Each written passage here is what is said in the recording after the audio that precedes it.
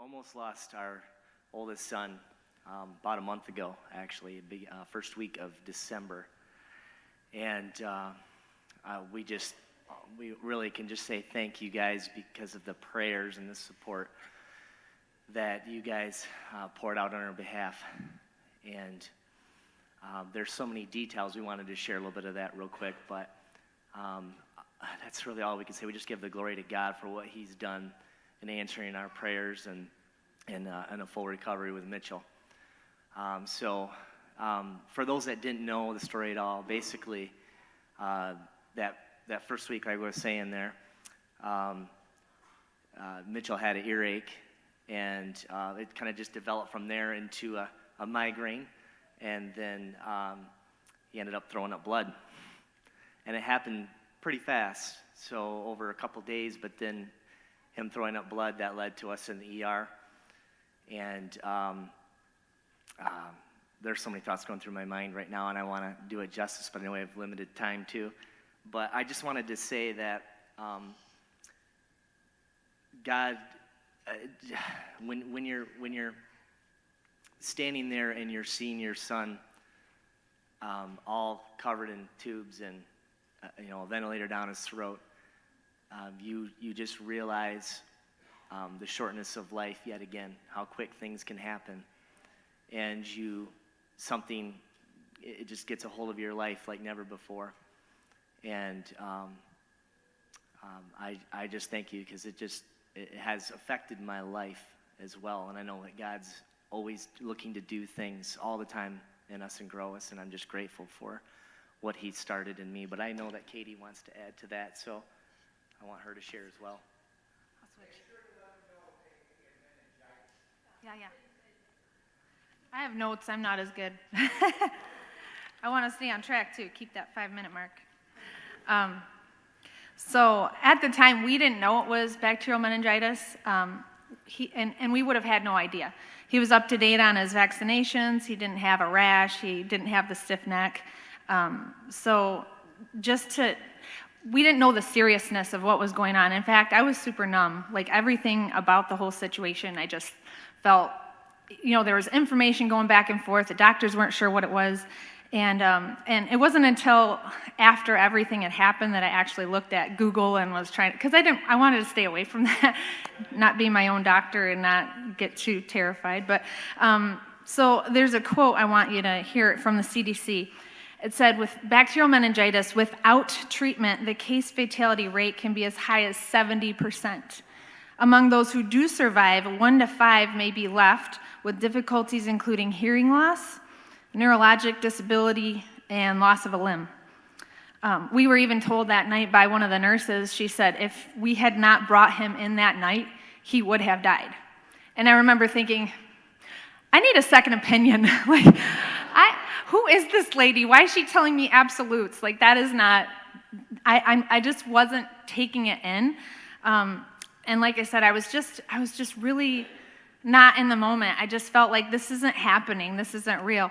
And it wasn't until we went into the waiting room, and it was just Shawn and I remember just sitting there thinking, there's no other place I would rather be than with my Jesus right now. And so I was looking for somewhere where nobody else was around, and thankfully they had this little section off to the side.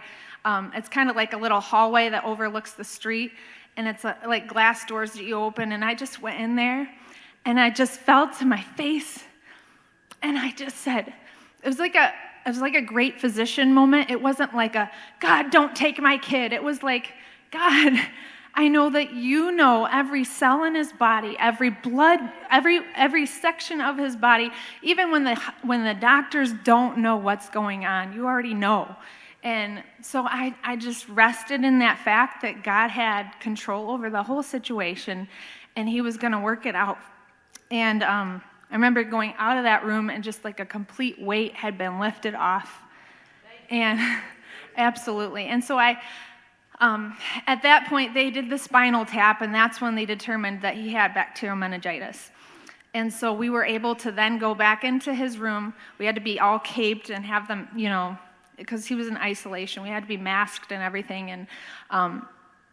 And while I was in there, I remember touching his body, and it just didn't feel like a person. He felt, it was cold. Like sometimes when you can rub your hands and you can put your hands on somebody, you can feel the warmth and you feel like you're doing something, but his body stayed cold. And it felt like, it didn't feel like a person. I felt like I was in a morgue because they had one sheet over him and I was just touching him. So like in my physical man, I just kept thinking, I wasn't thinking this, but like if I was not a Christian, I would have felt he's gonna die. Like he's not even here. I remember talking to the nurse and she said all of the energy and effort in his body is all going to his organs, so everything is, frozen everywhere else. But that's when I just, in my spirit, I just started singing that song from Lauren Daigle. It's Dry Bones. And that's normally a great song for intercession for people that don't know the Lord, to just pray, God, bring life to those dry bones. But in this situation, there's a bridge in that song that it says, breathe, oh breath of God, now breathe. And that's what I just kept saying, breathe, breath of God, breathe in this life, breathe right through him. And so I just had my hands on him, and even in the coldness, I just believed God's breath was going right through his body and bringing life to him. And so for 2 nights, there was no change. For 2 nights, he continued to be on that ventilator. And I remember waking up that third morning and going, it would have been better if I just stayed asleep to now wake up into a nightmare. Like I'd rather just go to sleep and have the peace. But the good news is they have nurses that come every morning and you can ask them all the questions that you have. So I remember going to the nurse meeting and I just said, so we're still in the ICU. What does that mean? Does that mean that he's not going to make it? Does that mean that there's still some question? And the doctor looked right at me and goes, oh, he's going to live. He goes, we're taking him off the ventilator today. I was like, yes. So third day. Yeah, so, but the news that they didn't tell me, and the news that, I had Becca there and she was walking me through all of this, is that with bacterial meningitis, since it affects the brain, there's a spectrum. So, he could either be fully back to the way he was or, non-functioning, or anything in between. So that's what we didn't know. And then him coming off of the ventilator that night, I'll just speed through this part. I had Adventures in Odyssey on, just something to get his brain going, but not too much stimulation.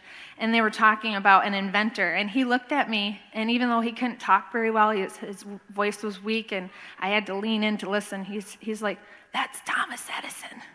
And I was like, yes!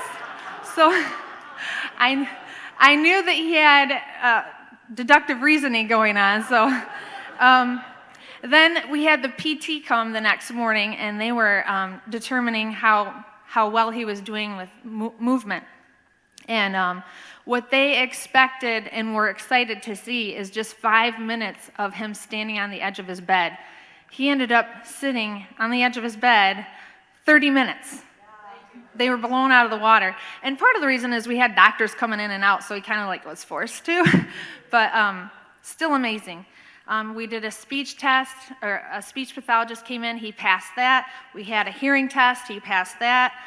Then it came to the heart, and they saw a little bit of a problem there. They thought it was like the bacteria. And they said the reason why this is something concerning is that it could be the bacterial meningitis, and it could spit out to all the different organs. So having that on your heart is not a good spot. So they said we're going to do a more thorough examination, and we're going to put a scope down his throat so we can see the backside of his heart. He passed that test too. So anyway, just want to say we're so thankful for the doctors and the life-saving efforts that they had. Those antibiotics, if he had not been giving those right when he would not be here. And also just the quick and full recovery was only God. And thank you guys for your prayers for that. And I just wanted to close with one thing is, what we walked through what felt like a miracle, but also, like, the biggest miracle we'll ever experience is the miracle of salvation. And I have a friend that I've been ministering to. She's unsaved for about 5 years. And when she heard this story, she has never prayed in her life. And she said, Katie, I don't even know what it looks like to pray. She goes, I just started talking to God. And I'm like, yes. She goes, I talked to him in the car. I talked to him in my house. I talked to him in my shower. I talked to him with my kids. And I've been able to have conversation with her. She's over in Iowa. And I've been looking up churches, and she's there at a church today. So, awesome. So anyway, we thank God for what he's done and what he continues to do, and for the story of Mitchell. Thank you, church family.